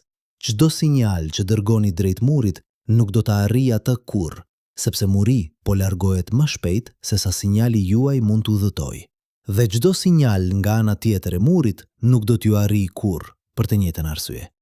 Ju jeni i izoluar plotësisht, jo nga mungesa e teknologjisë, por nga vetë struktura e hapësirë kohës. Tani, imagjinoni se ajo dhomë po t'kurret. Çdo ditë muri po vjen më afër, jo sepse ju po lëvizni, por sepse vetë hapësira po zgjerohet më shpejt. Çdo ditë më shumë nga universi po kalon përtej horizontit tuaj. Çdo ditë më shumë informacion po humbet përgjithmonë. Kjo është realiteti i universit ton. Ne nuk jemi thjesht të burgosur në hapësirë, jemi të burgosur në informacion, dhe burgu po t'kurret. Në vitin 2011, kozmologu Lawrence Krauss dhe fizikani Robert Scherer publikuan një artikull me një titull shqetësues: E ardhmja e asaj që dim për universin. Ata llogaritën se në rreth 1 trilion vjet, çdo galaktik përtej grupit ton lokal do të ketë kaluar përtej horizontit ton kozmik. Drita e tyre do t'jetë zbardhur aq shumë sa do t'jetë e padukshme, dhe çdo qytetërim që ekziston në atë kohë nuk do të ketë asnjë mënyrë për të ditur se universi dikur ishte më i madh. Por këtu është pjesa që e bën këtë edhe më shqetësuese. Ata nuk do të kenë vetëm një pamje të kufizuar të universit. Ata do të kenë një kuptim fundamentalisht të gabuar të fizikës. Sepse shumë nga provat që ne përdorim sot për të kuptuar universin, provat e Big Bangut, provat e zgjerimit, provat e energjisë së errët, të gjitha vijnë nga vëzhgjimi i galaktikave të largëta. Pa ato galaktika, pa ati informacion, një qytetërim i ardhshëm do të zhvillonte një fizik që është e saktë për universin e tyre të vogël, por fundamentalisht e paplot për universin real. Dhe këtu është pyetja që duhet të na mbajë zgjuar natën. Çfarë nëse ne tashmë jemi në atë pozitë? Çfarë nëse ka aspekte të universit që janë përtej horizontit ton, jo në hapësirë, por në shkallë apo në dimensione që ne as nuk mund t'i imagjinojmë? Çfarë nëse fizika që ne kemi zhvilluar është e saktë për pjesën e universit që mund të vëzhgojmë, por fundamentalisht e paplot për realitetin e plot? Kjo nuk është thjesht spekulim filozofik. Ka prova konkrete se ne tashmë po përbalemi me kufi të njohurisë. Konsideroni materie e errët dhe energjinë e errët. Së bashku, Ato përbëjnë 95% të përmbajtjes së universit, por ne nuk kemi asnjë ide se çfarë janë. Ne i quajmë ato të errta sepse nuk mund t'i shohim, nuk mund t'i prekurim, nuk mund t'i detektojmë drejt për drejt. Ne dim se ekzistojnë vetëm nga efektet e tyre gravitacionale, nga mënyra se si ndikojnë në lëvizjen e galaktikave dhe zgjerimin e universit. Kjo do të thotë se 95% e universit është i bërë nga diçka që ne nuk e kuptojmë. Imagjinoni të jeni një biolog që studion një ekosistem ku 95% e specieve janë të padukshme. Çfarë lloj biologjie do të zhvillonit? Sa e sakt do të ishte ajo? Sa e plot? Dhe pastaj është problemi i mekanikës kuantike. Për pothuajse një shekull, fizikanët kanë përdorur mekanikën kuantike për të bërë parashikime me një saktësi të pabesueshme. Ajo është teoria më e suksesshme në historinë e shkencës, por askush nuk e kupton vërtet se çfarë do të thotë. Pse grimcat sjellin si val derisa i vëzhgojmë? Pse matja ndryshon realitetin? Çfarë është një matje? Çfarë është një vëzhgues? Ka dhjetra interpretimeve të ndryshme të mekanikës kuantike. Interpretimi i Kopenhagës, interpretimi i shumë botëve, teoria e valës pilot, kolapsi objektiv, dhe asnjëra prej tyre nuk mund të testohet eksperimentalisht. Të gjitha bëjnë të njëjtat parashikime. Të gjitha përshtaten me të dhënat, por ato tregojnë realitete fundamentalisht të ndryshme. Në njërin, matja shkakton kolaps të funksionit të valës. Në një tjetër, universi ndahet në degë të pafundme. Në një të tretë, ka një val pilot që udhëheq grimcat. Si mund të dim se cila është e saktë? Përgjigjja shqetësuese është se ndoshta nuk mund. Ndoshta ka aspekte të realitetit që janë fundamentalisht përtej aftësisë sonë për t'i vëzhguar. Jo sepse na mungon teknologjia, por sepse vetë akti i vëzhgimit ndryshon atë që po vëzhgojmë. Kjo quhet problemi i matjes në mekanikën kuantike dhe është një nga problemet më të thella në fizik. Sepse nëse nuk mund të vëzhgojmë realitetin pa e ndryshuar atë, atëherë si mund të dim ndonjëherë se si është realiteti kur nuk po e vëzhgojmë? Si mund të dim se çfarë është vërtet reale? Dhe këtu është ku gjërat bëhen vërtet të çuditshme. Sepse ka një interpretim të mekanikës kuantike, i quajtur interpretimi i informacionit kuantik, që sugjeron se realiteti në nivelin më fundamental nuk është i bërë nga materie apo energji, është i bërë nga informacioni. Që grimcat, fushat, madje dhe hapësira dhe koha vetë janë thjesht mënyra se si informacioni organizohet dhe përpunohet. Nëse kjo është e vërtet, atëherë shpejtësia e dritës nuk është thjesht një kufizim shpejtësie. Është një kufizim i shpejtësisë me të cilën informacioni mund të përpunohet. Dhe burgu kozmik nuk është thjesht një kufizim hapësinor. Është një kufizim kompjuterik. Universi mund të përpunojë vetëm një sasi të caktuar informacioni në një kohë të caktuar. Dhe ne jemi të burgosur brenda atij kufiri kompjuterik. Por le të shkojmë edhe më thellë, sepse ka një ide e çmendur dhe e bukur që sugjeron se universi ynë tredimensional mund të jetë thjesht një projekcion i një realiteti dydimensional.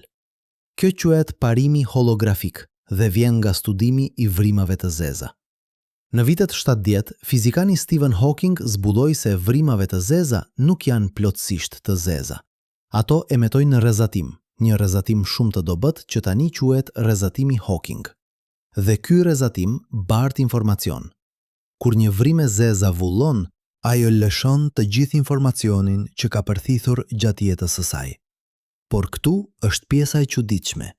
Sasia e informacionit që një vrim e zezë mund të përmbajë nuk është proporcionale me vëllimin e saj.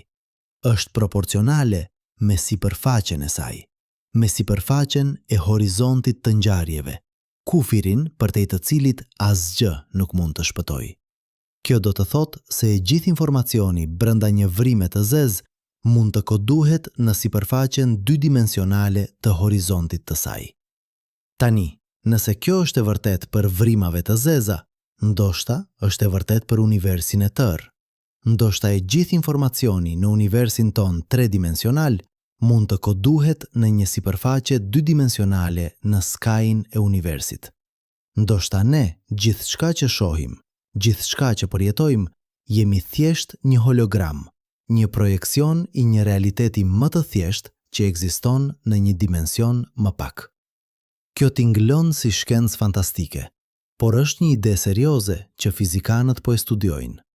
Dhe nëse është e vërtet, atëherë ka implikime të thella për burgun ton kozmik. Sepse nëse jemi një hologram, atëherë distancat që shohim, hapësira që përjetojmë, mund të mos jenë fundamentale. Ato mund të janë thjesht mënyra se si truri ynë interpreton informacionin e koduar në atë sipërfaqe të largët. Por edhe nëse kjo është e vërtet, edhe nëse jemi një hologram, ne ende jemi të burgosur, sepse informacioni në atë sipërfaqe holografike ende duhet të respektoj ligjet e fizikës. Ende duhet të respektoj kufizimin e shpejtësisë së dritës. Ende duhet të respektoj shkaksin.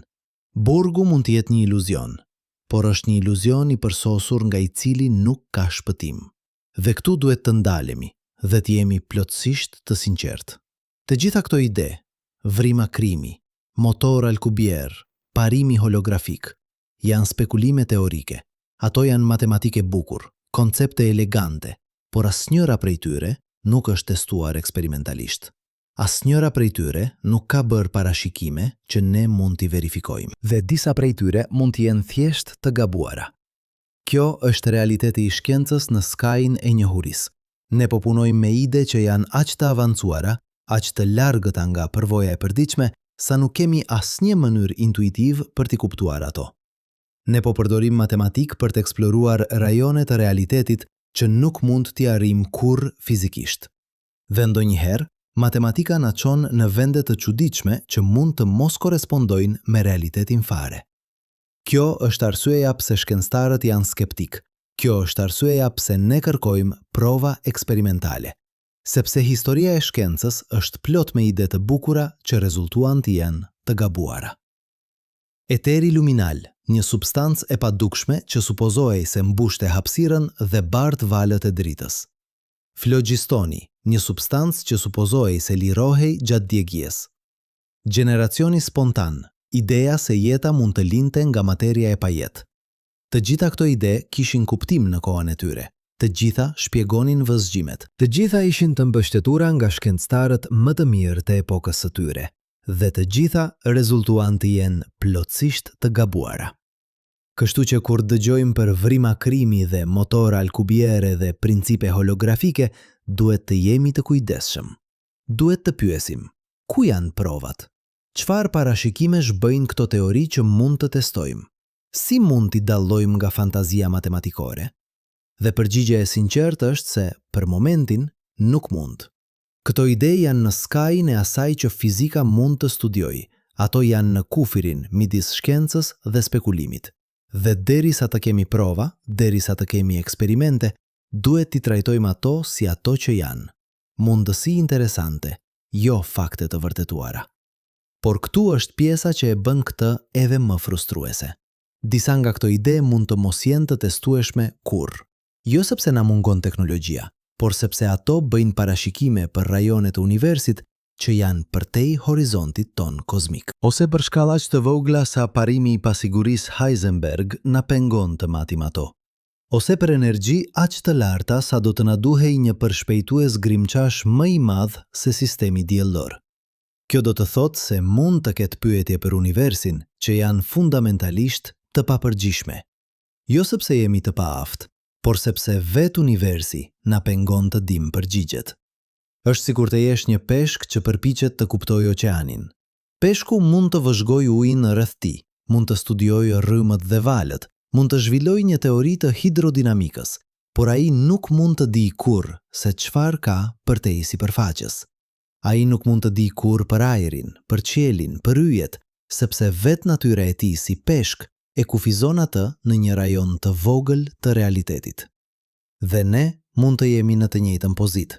Ne mund të jemi të kufizuar jo nga biologjia jonë, por nga vetë struktura e hapësirkohës, në një rajon të vogël të një realiteti shumë më të madh. Dhe ajo që është përtej, ajo që është jashtë burgut ton kozmik, mund të jetë përgjithmonë përtej aftësisë son për ta njohur. Por këtu është paradoksi përfundimtar. Edhe nëse nuk mund ta dim gjithçka, Edhe nëse jemi të burgosur në një fragment të vogël të realitetit, ne ende mund të bëjmë pyetje. Ne ende mund të mendojmë. Ne ende mund të imagjinojmë. Dhe në një kuptim, kjo është ajo që na bën njerëz. Jo aftësia për të udhëtuar në yje, por aftësia për të pyetur pse nuk mund. Sepse çdo qenie tjetër në këtë planet jeton në momentin e tashëm. Një luan nuk shqetësohet për kufirin e territorit të tij. Një peshk nuk pyet se çfarë ka përtej oqeanit. Por ne shikojmë lart në yjet dhe pyesim pse. Pse jemi këtu? Pse universi është i ndërtuar kështu? Çfarë do të thotë gjithë kjo? Dhe këto pyetje të thjeshta dhe të thella, janë ajo që na dallon.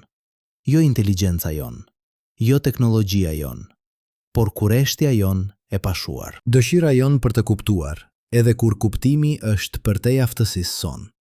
Në vitin 1603, Galileo Galilei drejtoi teleskopet e tij të para drejt qiellit të natës, ajo që pa e ndryshoi historinë. Hëna kishte male dhe kratera. Jupiteri kishte hëna. Rruga e qumështit ishte e bërë nga yje të panumërt. Për herë të parë, njerëzimi, pase universi ishte shumë më i madh se kishim imagjinuar. 420 vjet më vonë, ne kemi teleskop që mund të shohin miliarda vjet dritë larg. Ne kemi zbuluar se universi përmban mbi 2 trilion galaktika. Ne kemi matur moshën e universit me një saktësi prej 1%. Ne kemi detektuar valë gravitacionale nga përplasja e vrimave të zeza. Ne kemi fotografuar horizontin e ngjarjeve të një vrime të zezë. Por me çdo zbulim, me çdo përgjigje që gjejmë, ne zbulojmë 10 pyetje të reja. Me çdo hap përpara, ne kuptojmë se sa më shumë nuk dim. Dhe tani, në fillim të shekullit 21, ne po përballemi me mundësinë se mund të kemi arritur në kufirin e asaj që mund të dim. Se burgu kozmik nuk është thjesht një kufizim praktik, por një kufizim fundamental i njohurisë vet. Dhe nëse kjo është e vërtet, nëse ne vërtet jemi të burgosur, atëhere çfarë bëjmë? Si vazhdojmë? Si gjejmë kuptim në një univers që duket i dizajnuar për të na mbajtur në errësirë? Ndoshta përgjigja nuk është të përpiqemi të arrijmë më larg. Ndoshta është të shikojmë më thellë, jo në hapësirë, por në veten tonë. Sepse ka një mister edhe më i madh se madhësia e universit. Një mister që ekziston brenda çdo njeriu që po dëgjon këto fjalë. Misteri i vetëdijes. Si mund materia e pajet, atome dhe molekula që ndjekin ligje të verbra fizike të krijojë përvojën subjektive? Si mund një tuf qelizash nervore të prodhojë ndjenjen e të qenit ju? Pse ka diçka që ndihet si të jesh ju, në vend që të mos ketë asgjë fare? Kjo quhet problemi i vështirë i vetëdijes. Dhe është në shumë mënyra edhe më i vështirë se problemi i burgut kozmik. Sepse të paktën me burgun kozmik ne e kuptojmë se çfarë na pengon. Ligjet e fizikës, shpejtësia e dritës, zgjerimi i universit. Por me vetdijen, ne nuk e kuptojmë as se çfarë po kërkojmë. Ne nuk e kuptojmë as se si do të dukej një shpjegim. Dhe ndoshta këto dy mistere janë të lidhura. Ndoshta arsyeja pse universi duket i dizajnuar për të na mbajtur të vetmuar është e njëjta arsye pse vetdia ekziston. Ndoshta ka diçka në vetë natyrën e realitetit që kërkon si kufizim, ashtu edhe vetdije. Diçka që ne ende nuk e kuptojmë, por që është thelbësore për të dyja. Ose ndoshta nuk ka asnjë lidhje. Ndoshta jemi thjesht të fatlum të jashtëzakonshëm, që ndodhemi në një univers që lejon jetën, që ndodhemi në një kohë kur ende mund të shohim yjet, që ndodhemi në një vend ku vetdia mund të lulëzojë edhe nëse vetëm për një moment kozmik të shkurtër. Sepse kjo është ajo që jemi në fund.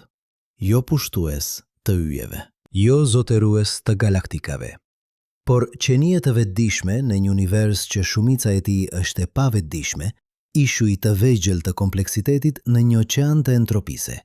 Momente të shkurtra të rregullit në një univers që po rrjedh drejt çrregullimit. Dhe ndoshta kjo është e mjaftueshme. Ndoshta nuk ka nevojë të pushtojmë galaktikën për të pasur kuptim.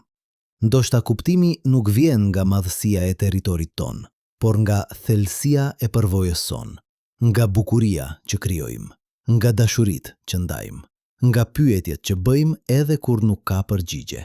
Sepse në fund, burgu kozmik nuk është një dënim, është një kontekst, një kornizë brenda së cilës jeta jonë zhvillohet.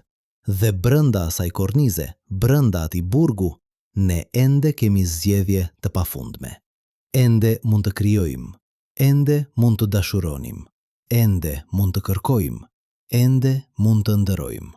Dhe ndoshta, vetëm ndoshta, kjo është pikërisht ajo që universi donte. Jo që ne të arrijmë në çdo cep të tij, por që ne të bëhemi plotësisht të gjallë në cepin e vogël që na është dhënë, që të shndërojmë këtë fragment të vogël të hapësirëkohës në diçka të bukur, diçka domethënëse, diçka që ja vlen. Sepse në një univers kaq i madh, kaq i ftohtë, kaq i zbrazët, fakti që ne ekzistojmë fare është një mrekulli. Fakti që mund të mendojmë, të ndjejmë, të pyesim, është një dhuratë për te i çdo mase. Dhe ndoshta, në vend që të shikojmë lart në yjet me dëshpërim, duhet të shikojmë përreth nesh me habi, sepse ne jemi yjet. Ne jemi universi që është bërë i vetëdijshëm për veten. Ne jemi mënyra se si kozmosi shikon veten. Dhe nëse kjo është e vërtet, nëse ne jemi vërtet universi që përjeton veten, atëherë burgu kozmik nuk është një kufizim, është një fokus. Një mënyrë për universin të përqendrohet në një fragment të vogël të vetes dhe ta bëjë atë fragment sa më të pasur, sa më të thellë, sa më domethënës të jetë e mundur. Dhe ndoshta, në fund, kjo është përgjigja për pyetjen pse. Pse universi është i ndërtuar kështu? Pse jemi të burgosur? Pse nuk mund të arrijmë yjet? Sepse nëse mund të përhapeshim përmes galaktikës pa kufizim, atëherë do të bëheshim të hollë.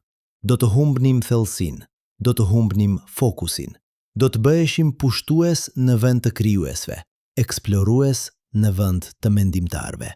Por kështu, të kufizuar në këtë planet të vogël blu, të detyruar të përballemi me kufizimet tona, të detyruar të gjejmë kuptim brenda kufive, ne bëhemi diçka më e thellë, diçka më e pasur, diçka më domethënëse. Ose ndoshta kjo është thjesht një histori që tregojmë vetes për të ndihet më mirë. Ndoshta nuk ka asnjë kuptim. Ndoshta jemi thjesht atome që ndjekin ligje të verbra fizike, të burgosur në një univers që nuk i intereson për ne, duke kërkuar kuptim në një kosmos që nuk ka asnjë për të ofruar. Por edhe nëse kjo është e vërtet, edhe nëse jemi thjesht makina biologjike në një univers të pavetëdijshëm, ne ende mund të zgjedhim të krijojmë kuptim. Ne ende mund të zgjedhim të jetojmë sikur jeta ka vlerë. Ne ende mund të zgjedhim të dashuronim, të krijojmë, të kërkojmë, të nderojmë. Sepse në fund, kjo është e gjitha që kemi. Këtë moment, këtë vend, këtë jetë. Të shkurtër dhe të çmuar në një univers që është shumë më i madh se ne do të mund ta eksplorojmë ndonjëherë. Dhe ndoshta, vetëm ndoshta, kjo është e mjaftueshme. Por le të ndalemi këtu. Le të kthehemi në atë pyetje që nuk guxojmë ta bëjmë me zë të lartë. Atë pyetje që fshihet pas të gjitha teorive tona, pas të gjithë matematikës son, pas të gjithë shkencës son. Çfarë nëse gjithçka që dim është gabim? Jo gabim në detaje, jo gabim në matje, por gabim në mënyrë fundamentale. Çfarë nëse mënyra se si e konceptojmë realitetin, mënyra se si e ndajmë universin në hapësirë dhe kohë, në materie dhe energji, në shkak dhe pasoj, është thjesht një iluzion i krijuar nga kufizimet e perceptimit ton. Mendoni për një moment se si e përjetojmë realitetin. Ju ndjeni se jeni këtu, tani, në këtë moment. Ju ndjeni se koha po rrjedh nga e kaluara në të ardhmen. Ju ndjeni se hapësira ju rrethon e shtritur në të gjitha drejtimet. Por çfarë nëse këto ndjenja, këto përvojat themelore, janë thjesht mënyra se si truri juaj interpreton diçka shumë më të çuditshme. Në mekanikën kuantike ka një fenomen të quajtur superpozicion. Një grinc mund të jetë në shumë gjendje njëkohësisht derisa e matni.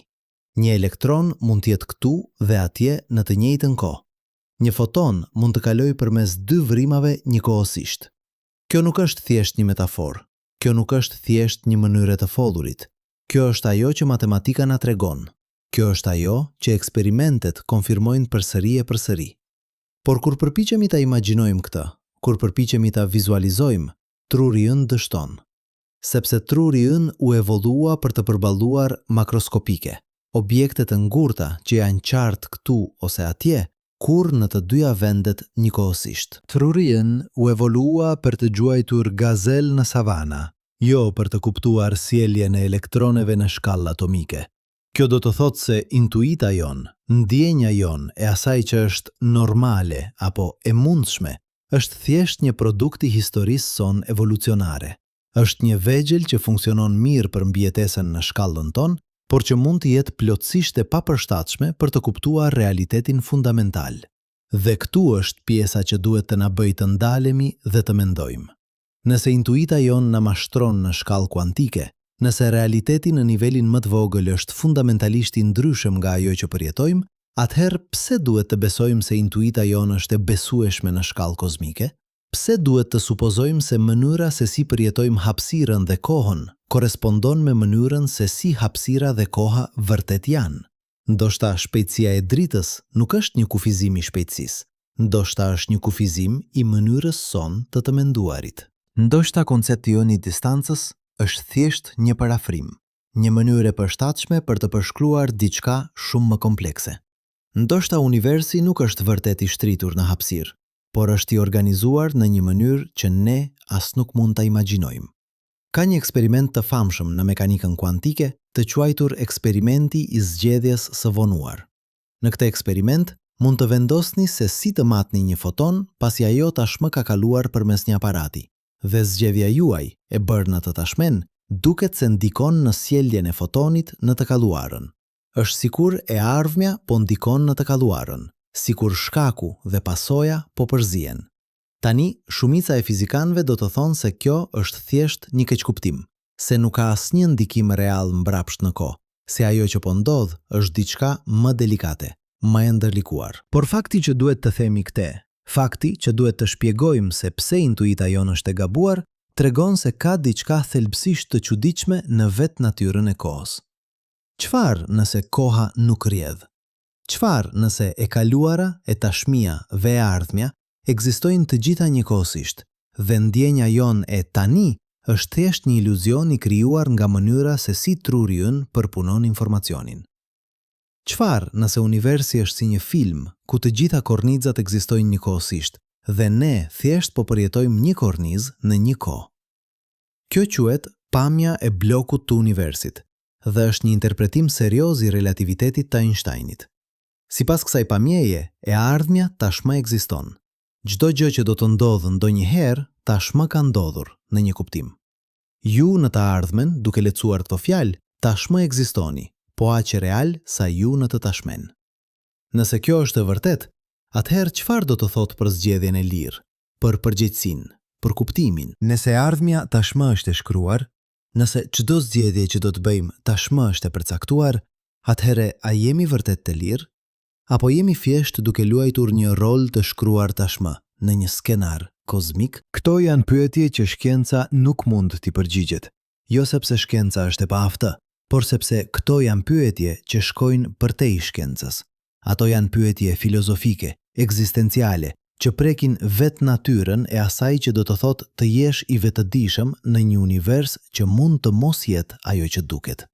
Dhe këtu duhet të jemi plotësisht të sinqertë. Ne nuk e dim. Ne nuk e dim nëse koha rrjedh apo është një iluzion. Ne nuk e dim nëse zgjedhja e lirë ekziston apo është një iluzion. Ne nuk e dim nëse vetëdia është një pronë fundamentale e universit apo një produkt i rastësishëm i kompleksitetit biologjik. Ne nuk e dim nëse jemi të vetmit në univers apo një nga triliona qytetërime. Ne nuk e dim nëse universi ynë është i vetmi apo një nga një numër i pafund universish. Dhe këtu është pjesa më e vështirë për të pranuar. Disa nga këto pyetje mund të mos kenë përgjigje. Jo sepse jemi shumë të paaftë për t'i gjetur ato, por sepse pyetjet vetë mund të jenë të paqarta. Mund të jenë si të pyesësh, çfarë ndodh në veri të polit verior? Pyetja duket të ketë kuptim, por kur e analizoni, kuptoni se nuk ka asnjë veri të polit verior. Koncepti nuk zbatohet. Ndoshta disa nga pyetjet tona për universin janë të ngjashme. Ndoshta kur pyesim çfarë ka përtej universit, apo çfarë ishte para Big Bangut, Apo pse ekziston diçka në vend ta zgjoje? Ne po bëjmë pyetje që duken të kenë kuptim, por që në të vërtetë janë të paqarta, që supozojnë një strukturë të realitetit që mund të mos ekzistojë. Dhe nëse kjo është e vërtetë, nëse disa nga pyetjet më të thella që mund të bëjmë janë fundamentalisht të papërgjikshme, atëherë çfarë na mbetet? Si vazhdojmë? Si gjejmë kuptim në një univers që refuzon të na jap përgjigje? Ndoshta duke pranuar se mosnjoja nuk është një dështim, është një gjendje natyrore, është kushti normal i ekzistencës në një univers që është shumë më i madh, shumë më i çuditshëm, shumë më kompleks se sa ne mund ta kuptojmë ndonjëherë plotësisht. Mendoni për një moment se sa kemi mësuar në vetëm 4 shekujt e fundit. Në vitin 1600, shumica e njerëzve mendonin se toka ishte qendra e universit, se dielli dhe yjet rrotulloheshin rreth nesh, se qielli ishte një sferë ngurtë ku yjet ishin të ngjitur. Brenda një shekulli, Galileo dhe Kepler dhe Newton e shkatëruan atë pamje. Ata zbuluan se toka rrotullohet rreth diellit, se planetët ndjekin orbita eliptike, se e njëjta forcë që bën që një mol të bjerë bën gjithashtu që hëna të rrotullohet rreth tokës. Brenda një shekulli tjetër, ne zbuluam se dielli është vetëm 1 nga miliardaje në rrugën e Qumështit.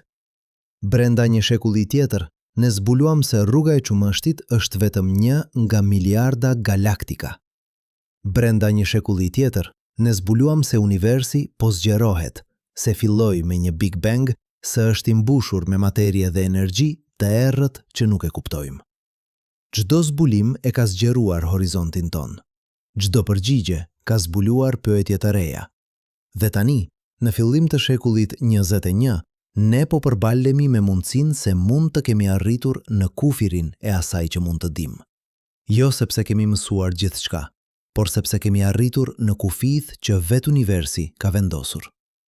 Por këtu është gjëja e mrekullueshme.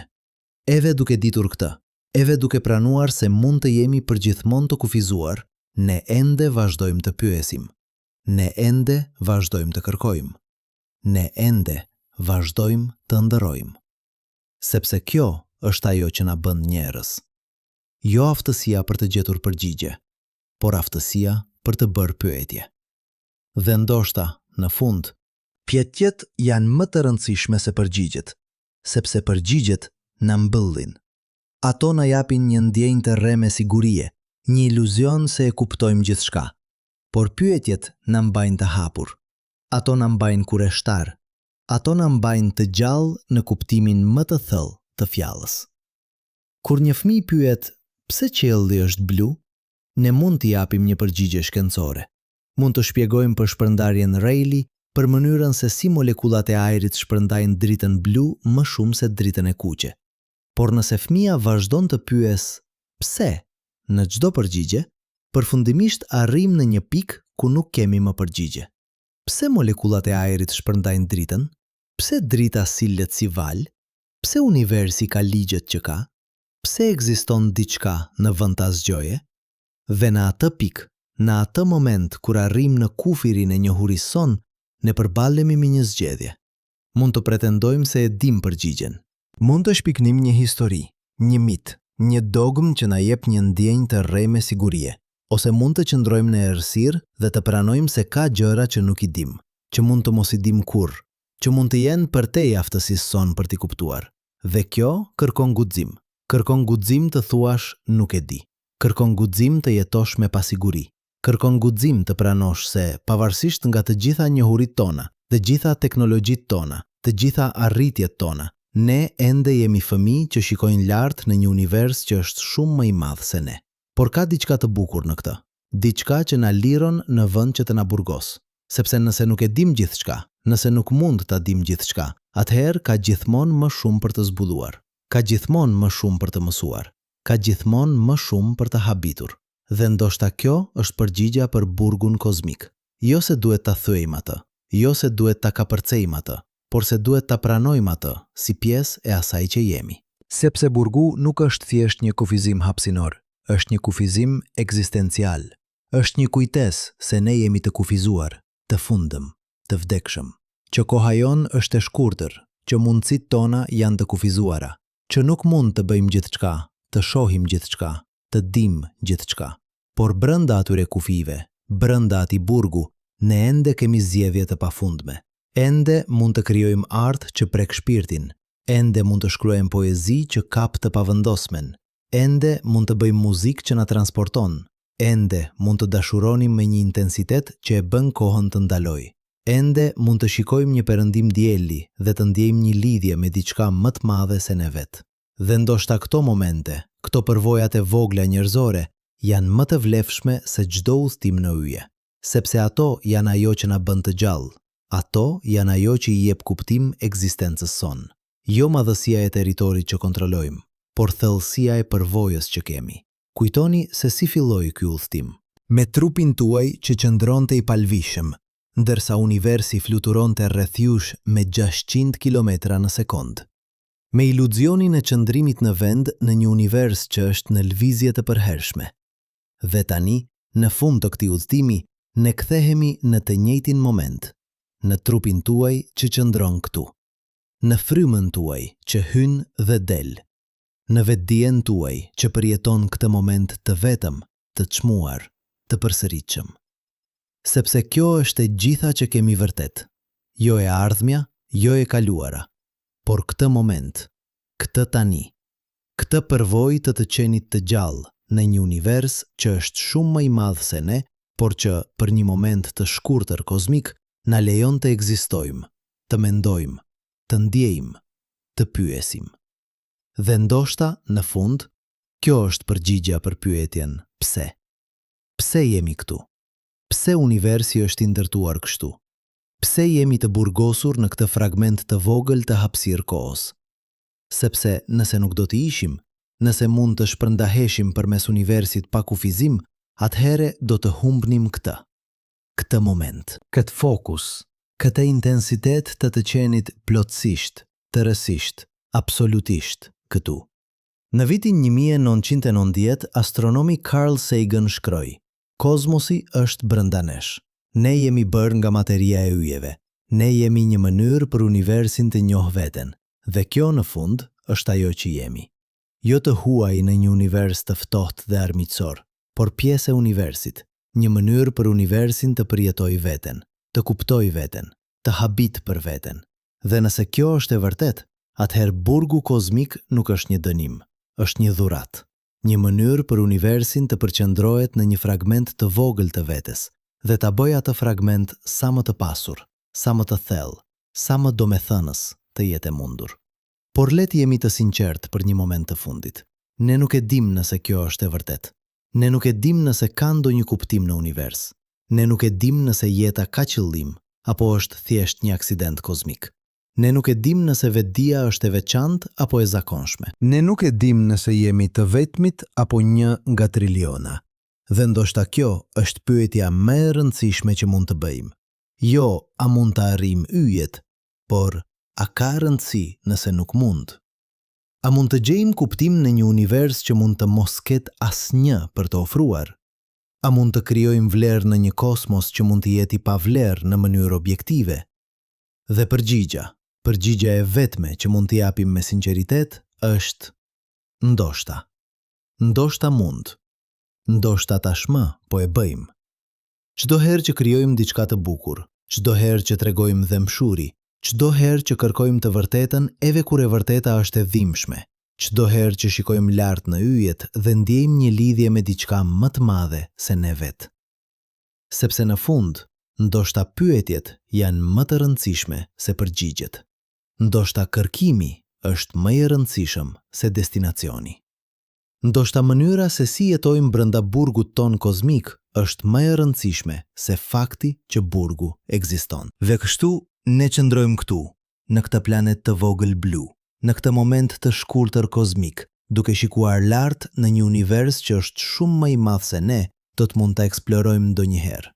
Të burgosur nga shpejtësia e dritës, të kufizuar nga zgjerimi i hapësirës, të izoluar nga distancat e paimagjinueshme.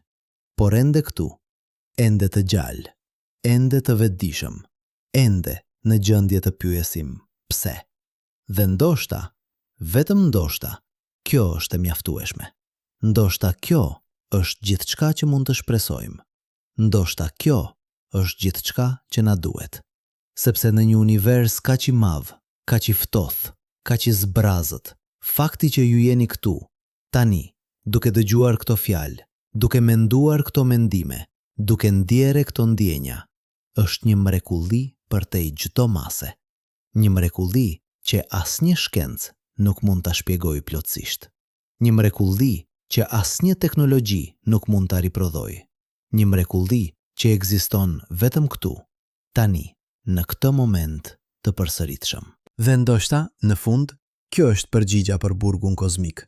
Jo se duhet ta thyejmë atë, por se duhet ta jetojmë atë.